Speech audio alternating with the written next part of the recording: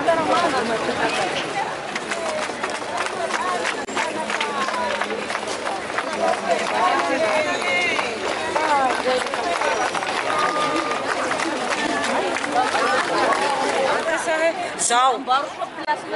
da zao mbo tsy azo soa malahelo mafy zahay mpiray tanà amomba ny fahafatesany rasoa fa le tena fahagagana aminay ny fahafatesany miaraka amin'ny fahatapahany tendany anakiny ny manaky an'izay koa tagnan'le anakiny raiky le faharoa io zany malahelo zahay satria mbo tasakara zahay fa niaraky ny hisa ka misy olo mahatseriky anay natao aby ny famange iabiaby mpihira iabiaby fe mpihira raiky zay tsy niavy fe Zagnahary avao mahita azy atapiny loha ka androany zahay malahelo ny rasoa mety gnazy koa maray ka le misaotra betsaky lahy amitsika ny nanome tanana amin'ny Tananarivo rehetra ny karakara misaotra nareo mpanao gazety.